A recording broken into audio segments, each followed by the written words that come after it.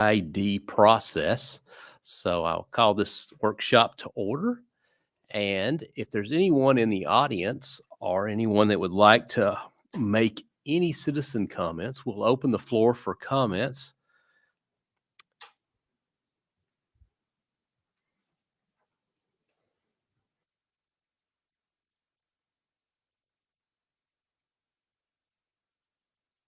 Okay, seeing none, we'll close citizen comments, and then I'll turn the meeting over.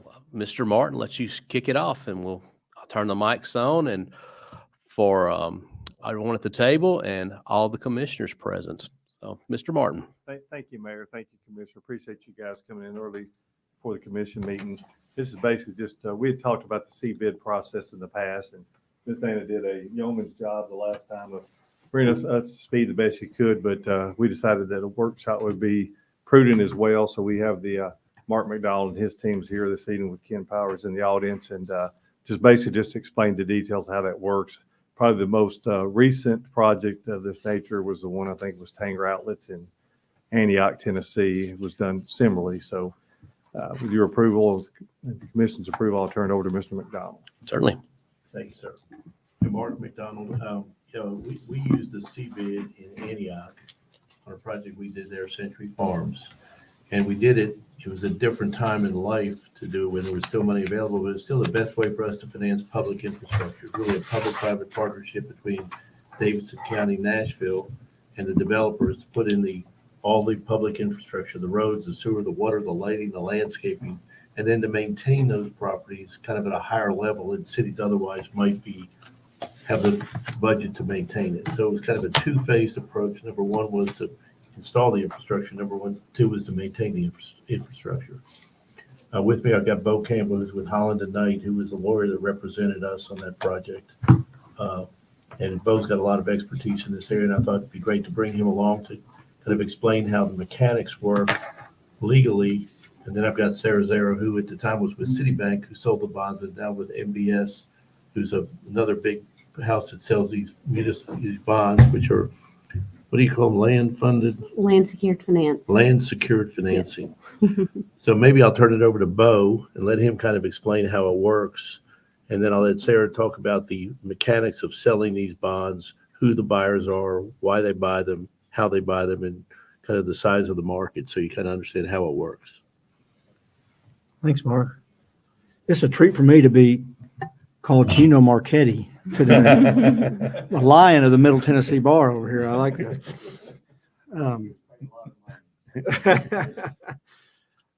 Thanks, Mark. So you've given them this memorandum, right? I have. So everybody's got a memorandum, a copy of a memorandum that we did last year to summarize this, but I'll walk through this. So Tennessee's got a statute, really two statutes, but they do basically the same thing, that allows municipalities to create these business improvement districts. And as Mark said, the real function of it is to try to find an enhanced way to enable developers and municipalities to finance the development of public infrastructure, the roads, utilities, et cetera. And the beauty of it is it allows the developer essentially to, in some senses, tax itself by putting an assessment on its own property and having its tenants and buyers and things pay that. So the cost of that infrastructure can be paid within that development and not out of GO bonds or other kind of financing that might otherwise be required on some of these projects. So it's simple to say what this is, and Sarah's going to tell you why it's harder to do sometimes. But so the cities are allowed to create these business improvement districts. They either can do it on their own initiative or with a petition by the landowner. And here, it's usually 2/3 of the landowners, but here 100% of the land is owned by one owner. So that's kind of easy to do and would generally be non-controversial to do that. And I'm going to stop for a second here, Bo. And in this case, you were basically putting Hey, excuse me, Mark. Could you do that to the podium just so everybody that's watching can follow along? Yeah. In this case, we're basically putting this special district will be everything in red, will be the property we own currently right now. So all of the property owners we think will agree to be part of this central business improvement district and pay this special tax until the bonds have been amortized. And then the tax would be reduced to an amount that would allow us to maintain the infrastructure again at a nice level to keep a quality development for a long-term basis. So we're not taxing anybody outside of our district. We're not asking anybody else to volunteer. We're just taxing ourselves. So it's a pretty good way to do it. So the benefit to the developer is that it's easier access to capital. The markets are good for it right now at attractive rates relative to conventional financing rates. I think most of us who keep up know interest rates are pretty high right now, and banks' liquidity is somewhat challenged. And so this is an effective mechanism to take this sort of core cost of a development and finance it over time with the development itself, the tenants and buyers of the development itself. The way it works is the city would create the district. The city creates a governing board. That's usually 5. It's got to be the state senator and the state representative within whose district the property is, or someone appointed by them. And the city authorizes an assessment on the property. It's not technically a tax, it's an assessment. And that assessment, though, is treated like a tax. It's billed with the taxes, it's collected with the taxes, and the city is the conduit for taking that money in. In the meantime, the developer coordinates with the city the issuance of bonds in an amount that we would negotiate and figure out the appropriate amount to pay these costs. And all those assessments, as they come in every year, go to then pay the debt service and the principal and interest on those bonds. So as Mark said, that's the developer essentially taxing itself to recover the costs of this upfront infrastructure. Really important to note, because I know this will be top of the list for you guys. These are non-recourse to the city by statute and by the actual structure of the deal itself. The city has no financial obligation on the bonds other than to be a conduit they got to agree to collect the money and turn it over to the trustee to pay the bonds. But beyond that, there is no obligation on the city.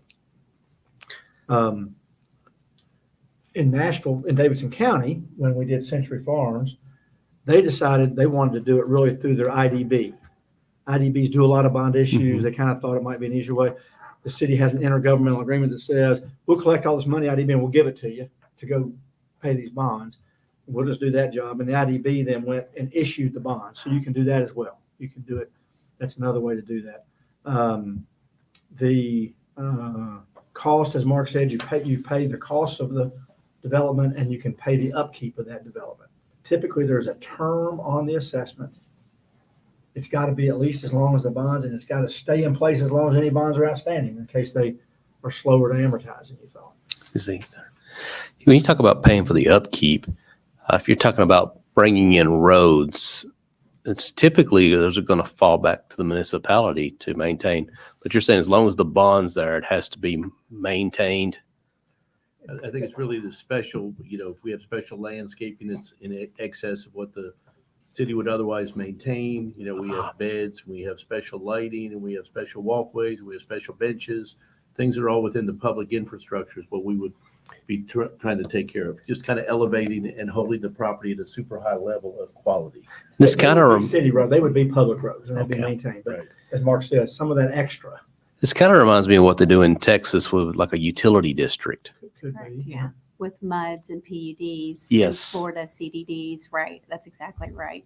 It gives you the opportunity to, as they say, offer various amenities and landscaping, whatever that may be, that wouldn't otherwise be offered in a community. So is it a special tax district? Mm-hmm. Same thing. It's almost like that, right? That's Okay. right, Commissioner. And, So let me, if you don't mind, let me ask you this. Yeah, absolutely. When you're talking about, you got the roads, and obviously the roads will become public roads. Right. And I'm thinking of, what's his name, where Walmart is up here? Paddocks. Paddock's place, Gibson Truck. So the roads are ours eventually, but the sidewalks, the streetscape, things of that nature that are put in, can that not be maintained by the POA? It can be. I think typically most cities would want their sidewalks and utilities and things to be public, and they can be public, but But we could figure out how that we maintain those over time. Well, it just seems like to me, I mean, if you're going to put in something special like a streetscape, because that's not something the city would normally do Right. unless it was in a contained area. You know, so, Yeah, so it's really the landscaping, the benches, the special accoutrements that we might put in to make the project elevate it to another level. and that's what I'm talking about. Even, Because even the the other ones sidewalks would as do. well. I Right. mean, street lights, for instance, we're having such a problem with them right now on the street lights, but that would be something that the POA would be responsible for taking care of Right. rather than the city taking care of it. In Century Farms, we use special lights that were kind of an elevated quality street light that was part of the infrastructure cost. We did all the utilities, the sidewalks. In that case, we're 10-foot sidewalks. I think, Jennifer, we've got 10-foot sidewalks. Mhm. 10-foot sidewalks on both sides of the road here. So, yeah, we did all of that. We constructed all of that using we constructed all that and got reimbursed from the CBID money. Really Well, hard work. I think I follow on how it's put in place from the sense of the landowner and the cities work together to implement it. And it's like you said, usually through an IDB, which we have in place. But once that's in place, I'm not 100% certain on the process for collecting this because it sounded like almost like a property tax in a It's good sense. question. It will go on the property tax statement, just like any other tax or assessment that there might be. I don't know. So it does become a special taxing district. In a sense, it is. In a sense, it is. It's not called a tax in the statute. It's not called that, but in a sense, that district has its own little assessment, and it goes. You get your tax bill. It's going to say CBID assessment, and there's going to be a line item. Who is going to get that tax bill? Hmm? Who is going to get that tax all the bill? property owners? So each property owner, when they purchase a parcel or an out parcel Right. within the development, they will get that special assessment. Right. It's an assessment. It'll go on their tax bill, just like the taxes. It'll give you the taxes and the improvements and the land and blah, and it'll have a CBID assessment on there. So in downtown Nashville, for example, there are 4 in Nashville right now, 4 CBIDs, only one that's issued debt, but there are 4. And all of us who have property downtown, you get your bill and it'll have a CBID line on it that goes in there. They use that to maintain a lot of stuff downtown. Same thing at Century Farms. It's just a separate line item on there. So I apologize, I don't mean to, but Yeah. So are we set up to do that? We can be. It wouldn't be a major undertaking or anything? It would take some work, but we can do it. The state prints the cards, correct? Sir. I don't know the technical. I was asking Dana. Okay, good. You're looking at that. Just- You come over here and walk through that process because Yeah. somebody forms this thing and then it gets communicated from party A to party B. So we're what, 5 off? You want to take that? Is that- We can Do we know where it's at? So the county keeps track of all of the. All the assessments. parcels. Yes, and the parcels. So they would be the ones that we would have to work Yeah. with to get that item added on to the tax bill. Wow. And so we would have to group those together, let them know which parcels are included, and then they would add that to that tax bill. And it constitutes a government lien, so it's collected very much like an ad valorem tax, and it constitutes a government lien and goes through the same tax sale process and foreclosure process. And you're issuing, I say you're, but the bonds get issued in the good faith that the development itself is going to be completed and which will produce the value for it to pay back. And I assume there's some procedures or processes in there from when the bonds are issued to when the land's improved. There's obviously a gap there before the money can be collected or the value will be there. I assume all that stuff is worked out. The city's not involved with that at No, all. There's an extensive amount of due diligence that goes in on our part to make sure that their underlying variables are in place, project variables are in place. We have a critical variable is making sure development proceeds as planned and within a reasonable timeframe.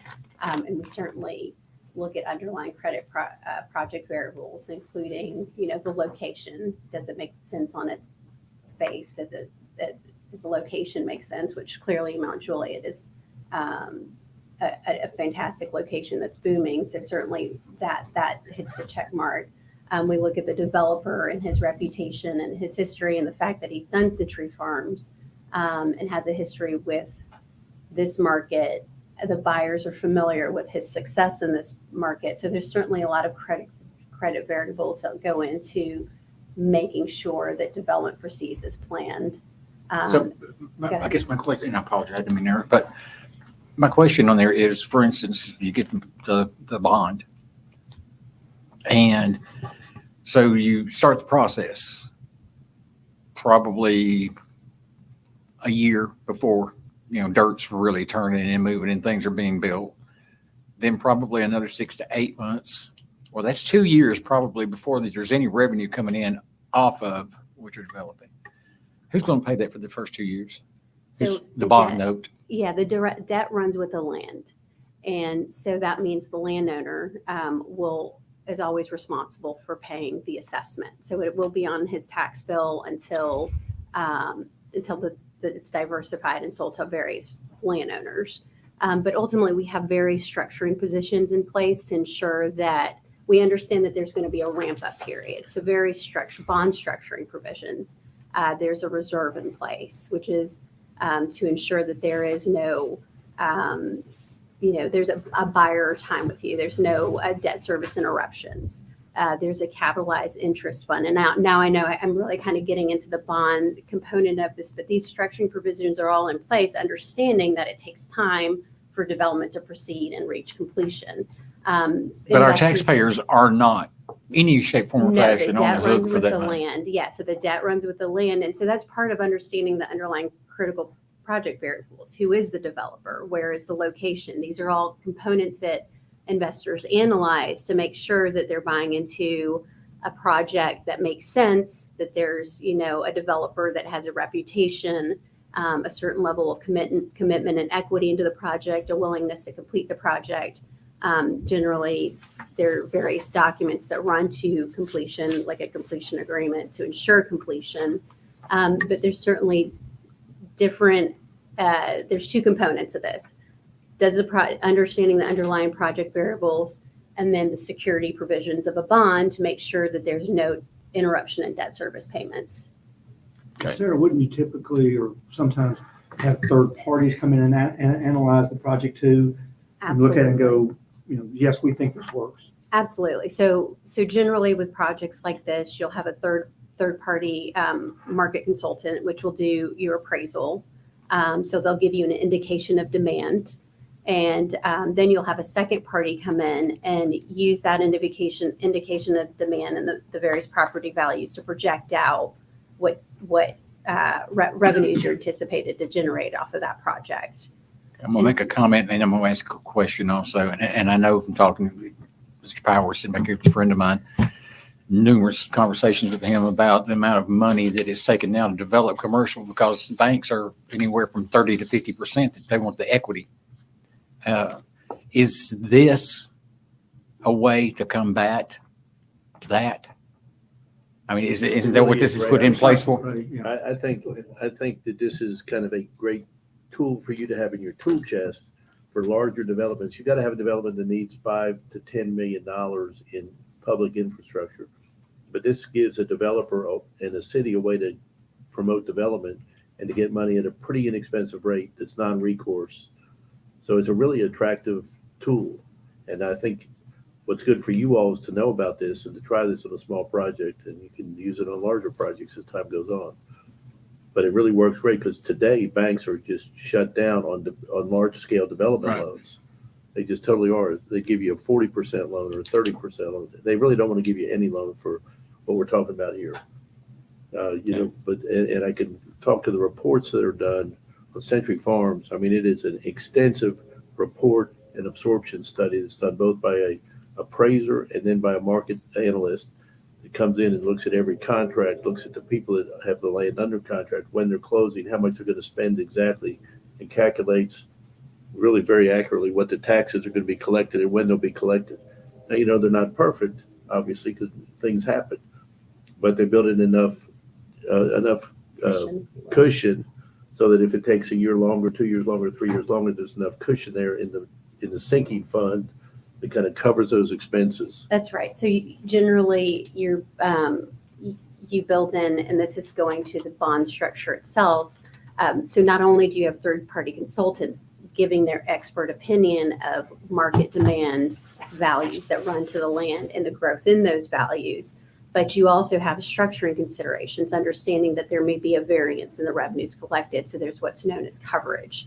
So the revenues are generally provide a cushion to your debt service. And we generally have like the minimum revenues are 1.25 times debt service. So that gives you a cushion, if you will, if your projections perhaps slowed or whatever it may be that kind of may potentially cause a debt service interruption. So we also have, and now I hope I'm not diving deep into the security provisions, but there's also a surplus fund that catches excess revenues, just to provide an extra cushion, understanding that there is, until you reach substantial completion, a little bit of variability. But those are subsidiary mechanisms underneath and underlying, correct? I mean, there's not anything we need to worry about. No, absolutely not. Or they even need to worry about at that point. All we're worried about is, okay, the money is over here. We're going to get the bond issue. The bond issue comes in, takes care of the infrastructure. And then you guys are responsible for paying it back. And the city sits there and smiles and shakes our hands and waits for the money to come in. That's absolutely right. So my job is to make sure that we get a good deal done, right? Okay. So I ultimately, I want to make sure that I understand the project, understand the underlying project variables, understand I structure a good deal, because we're on the other side of this for investors who are going to put lots of money behind these bonds and expect repayment of their bonds.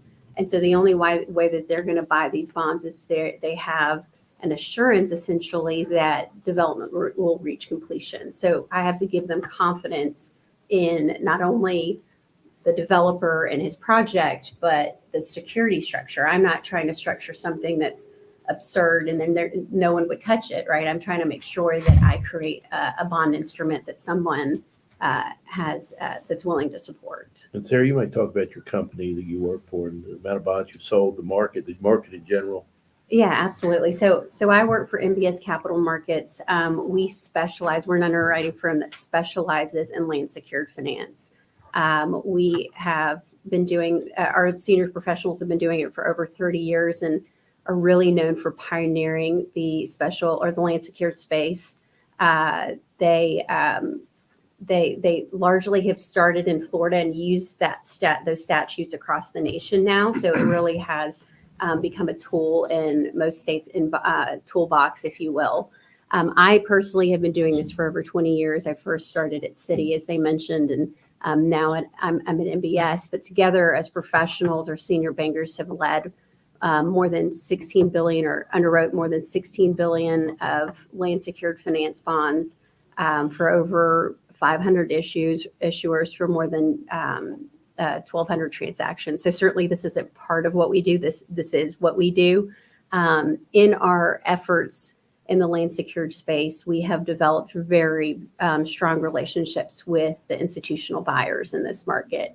And they trust in the diligence that we do. We personally pride ourselves on the amount of diligence we do behind every project, understanding the critical variables, understanding the project, understanding how to structure a deal. So most of our investors know we get good deals done.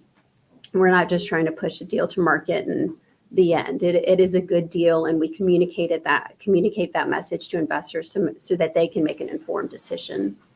Go ahead. One thing I failed to mention, we didn't touch on, was these are issued as, since it's public infrastructure, they're tax-free bonds.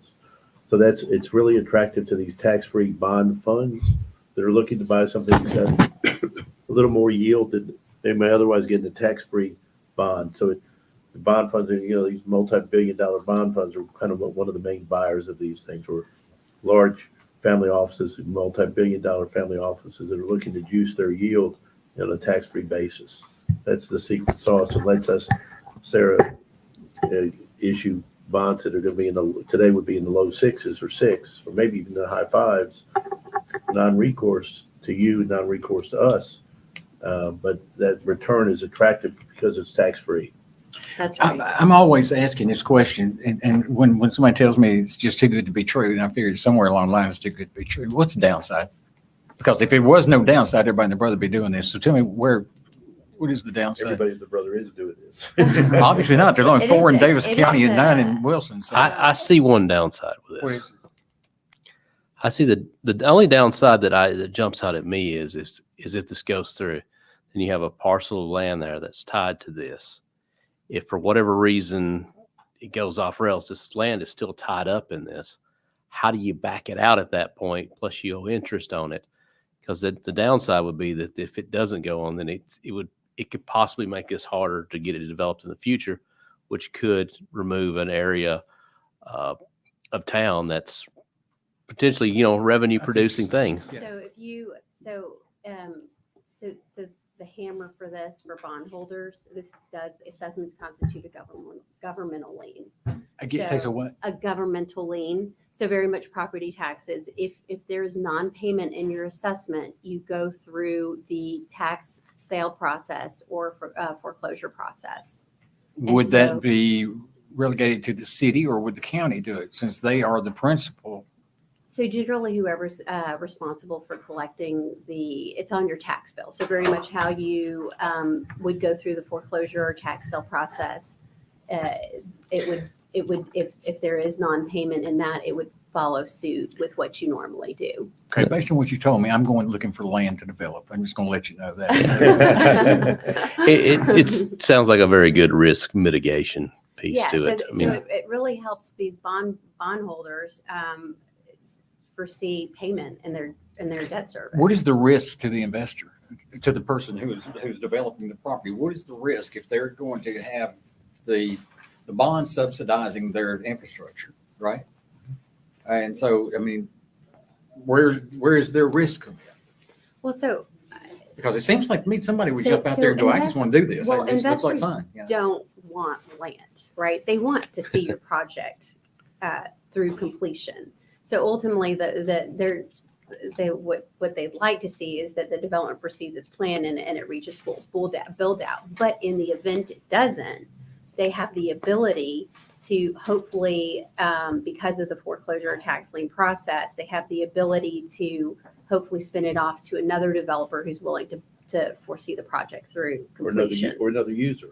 Or another user, The yes. bowling alley doesn't get built. He doesn't pay his taxes. We sell it to another bowling alley, another commercial use who buys that subject to that lien.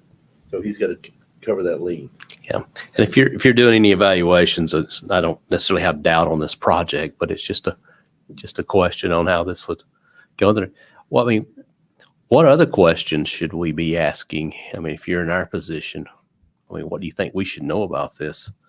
So the questions I ask are what investors ask, right? So there's two components of it, like I mentioned. What the critical variable is making sure the project proceeds as planned and within a reasonable time frame, right? Because ultimately they're looking for debt service to be paid.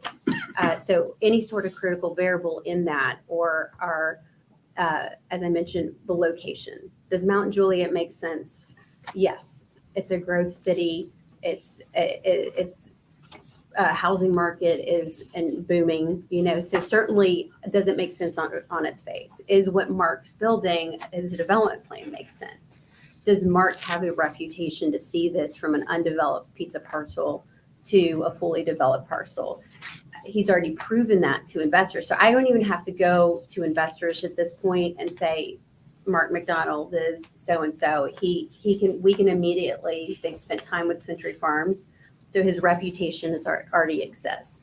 So he certainly made his underlying project variables for me like an easy one. Thank you. So, Would get to reduce her fee.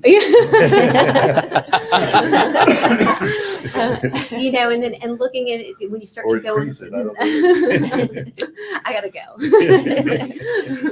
So just out of curiosity, ultimately, what is the slightest percentage of risk to taxpayers managing? Through the taxpayers. To our taxpayers, what is tell me, your is there taxpayers? 1% risk or So- 5? So the way that these bonds work, or they usually pay for themselves, is what we like to say. So the direct beneficiaries, which are the developer or the end users, ultimately the end users, the tenants or whatever Mark is building, are the ones who pay for the public infrastructure, right? The debt runs with the land. So outside of the district that you've created, the risk to your Mount Juliet residents is that the money isn't coming out of their pocket, right? The direct beneficiary. So ultimate the percentage end user. is, I don't know how to do that. Zero. Zero. okay, that's what I'm looking for. I mean, just tell me there's zero risk. That's what I was, Don't say yeah. that. If I hear zero, I'm good, but. Okay, that's zero. Yeah. No, I think it really is zero. Yeah, so And that's what I want to hear. I mean, You as a resident of Mount Juliet have no risk of these bonds. If I totally screw it up, you have no risk. Well, I guess worst case scenario, we have just a wooded lot there now. So, I mean, Somebody's got to come along. If the values went to, hell in a handbasket, that assessment would continue to accrue on that, which isn't that much, it's 50 cents or 75 cents a hundred. It would continue to accrue on that land until the value gets up to sell it. And ultimately, the bondholders could lose some money. yeah. I mean, that's where the risk lays, is with the bondholders at the end of the day. Well, you have a wooded lot right now that produces $0 in sales tax annually now. Right. Through this process, could this somehow make this go negative sales tax? And I'm not seeing that, because our risk would have to be less than zero in this. And I don't know how we would I don't know how we could get it to negative. So anything that we get out of this process through the development process is, in my mind, is just nothing but a net gain for the city from a financial standpoint. and I'm going to say this, please understand where I'm coming from. It's selfish, and I'm unapologetic, because I'm talking about taxpayers' money. All right. How much would y'all pay us to administrate the process? For instance, you got $10 million, and we're having to go through every year, and we have to do the assessment, and Dana, we pay her money. Our taxpayers pay her money. Our staff here is going to have to send out paperwork, and it's going to have to, there's ink involved, but I mean, there should be something that we get in return for being the pass through on this. And that's all we are, is just a pass through. Yeah, hopefully you're getting a lot of property A lot of taxes. sales tax. Well, we only get 11 cents, No, so that's not a big property deal. tax and sales tax. You Yeah. don't get Well, we property want the tax. sales tax, but until we get there, we want to be reimbursed for what the taxpayers are paying for. And that is the services that we have, that we have to put the, if y'all go 2 years and then you say, okay, we can't do this. But, we have gone through and we've done software updates and upgrades and things of that nature. And administratively, we've got to be put in a position where we can collect that money, put it in the bank, then send that money where it's got to go to satisfy that bond for that year. So, I mean, we need to get some money, don't we, Dan, for that? Kenny, don't you think? Kenny always wants money. Kenny likes money. So, I mean, is there an opportunity there for us to capture something to offset our costs? This is a Sarah question. So generally, I will say that there's, just like you charge collection costs for any property tax, we generally, at least on the ones I'm familiar with, if you're subject to a 2% collection tax, then the district would be subject to the 2%. I'm just making up a number, but the 2% is a very common one in Florida. So 2% on top of the bond. Yes, it would be 2% collection cost. So if we collected $1 million, then we would get 2% of that million. It wouldn't be 2% of the million. It would be 2%. It would be just a 2% fee I'd have to look at how the numbers are usually calculated, but it's I'm being greedy. I understand. Yeah. We didn't do that in Davis County, I don't think. See, yeah, so I can't speak to how it's normally done here. I do know that usually if it's administered, how it's administered for your property taxes is generally how it's administered for your special assessments. It would just be a very similar process. Okay. So in other words, we get to make something up. I'm gonna look to Mark on that one again. It's a good question, though, right? You're being thoughtful. I don't want the taxpayers to be. I think in Davidson County, I mean, I think what they looked at in Antioch, of course, it's different in Mount Juliet, was we're Yeah. taking kind of a blighted neighborhood and creating projects where there was nothing there. And they said, this is going to, we did a tax analysis, so this is going to generate X amount of taxes, property taxes in that case, and sales tax, so they have a bigger property tax component. So it really justified the city acting as the fiduciary to collect those taxes because the benefit was going to far outweigh the cost. So are they using a TIF model? It's basically, I would say it's a TIF-ish. It's a great question. It's a cousin. Okay. It's a cousin. TIF-like. It shares DNA, just not close. Yeah. Well, the one thing good is you're not talking about a large number of parcels that you'd be selling and taxing. Right. So it's just the district. So I don't know if it would require, and that is a great question, by the way, or questions, but it may not require any new software or anything like that. It Well, may we be would be, nominal in nature. you know, the townhouse piece in the back, I mean, it could be 100 parcels. Okay, 50 gotcha. Parcels. Yeah.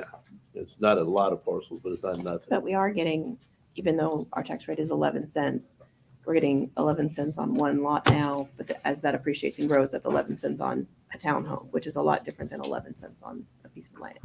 Right, we should have a $500 million project here when it's done.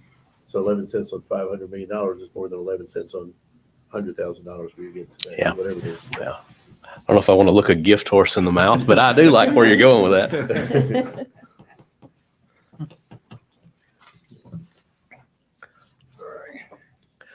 So when do we do it?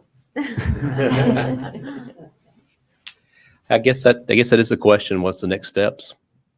Will you tell us what the next steps are? I mean, we need to make a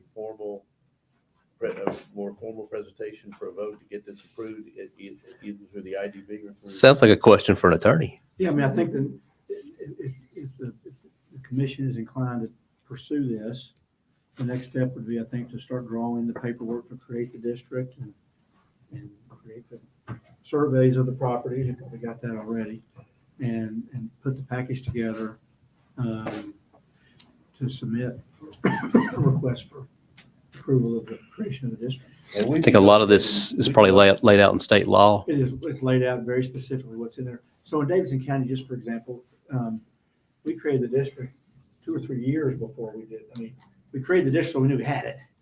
And then we took time We to do did it. we did a lot of the infrastructure in place, and then we got reimbursed reimbursed. for that infrastructure.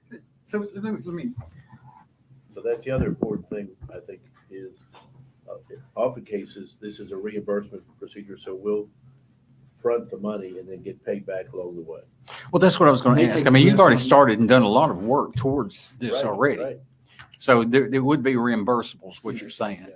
Okay, so We don't slow down the process while we do this. We're just gonna kind of fold this. It's gonna be merging the process together.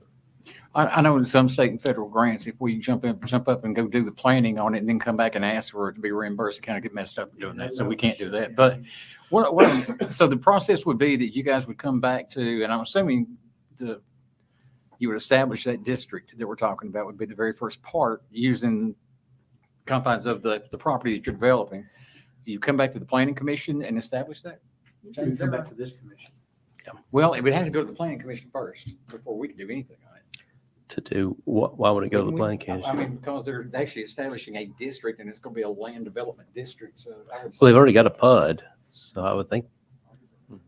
The only requirement under state law is for Gina? the city here, commission to approve the creation of this district.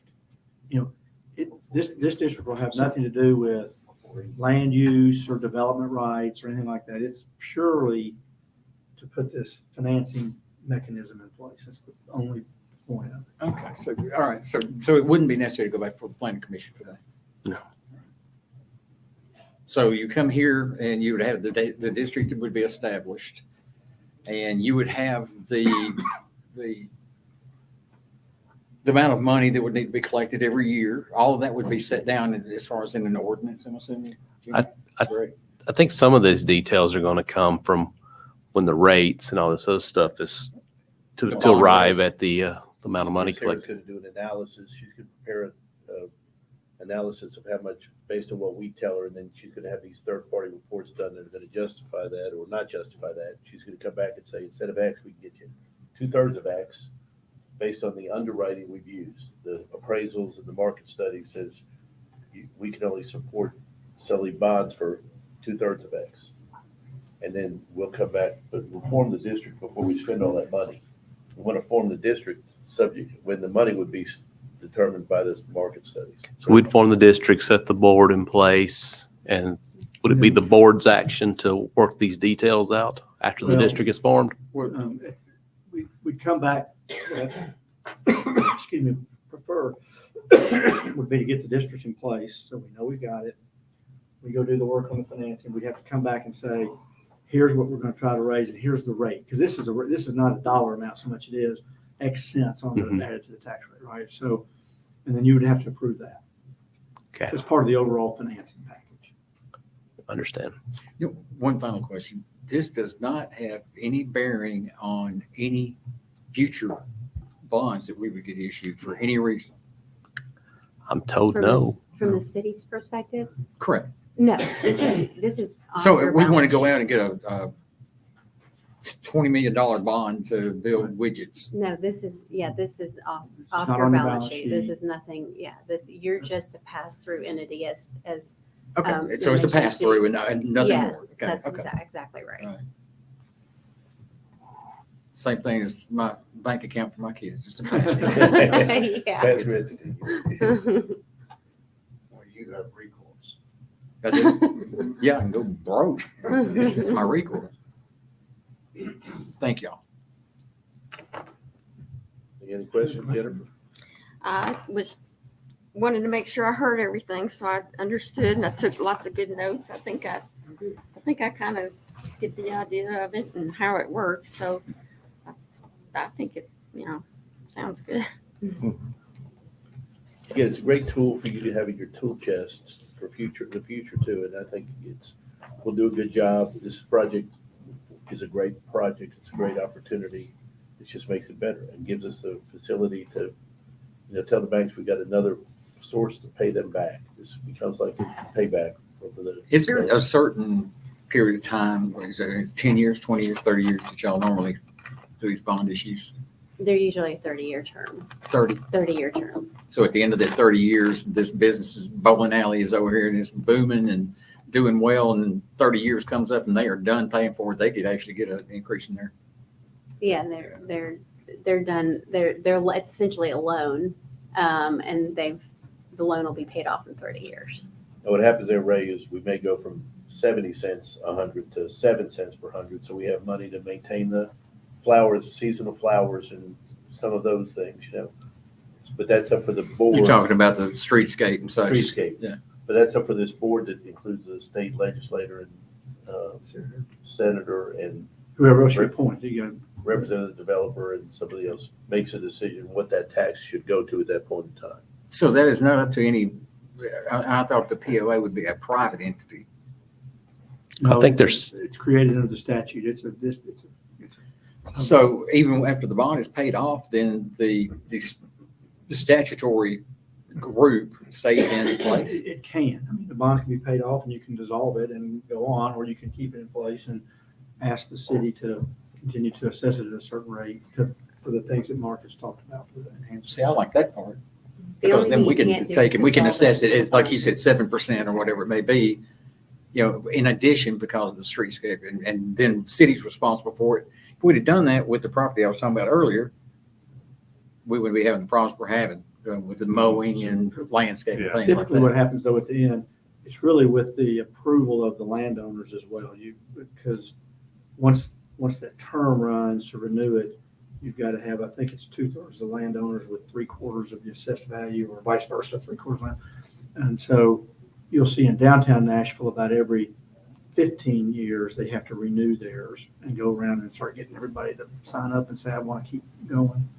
Because it is kind of self-taxing, and Yeah. people might want to get out of it. So they have to continue to show the value. But they do in the Gulch, and Nashville, and that's why, you'll see, like, they do beautification projects, you'll see Christmas lights as part of their it's Now, is that part of the POA's doing that, or is that the city of Nashville's doing no, they set up a district Yeah, management. Go ahead. I'll tell you Yeah. just because I'm on the board. Yeah, there. yeah, So- please. Yeah. So there are two districts downtown, the Gulch District, Gulch District and the Central Business District. And they really kind of run together, they get managed together.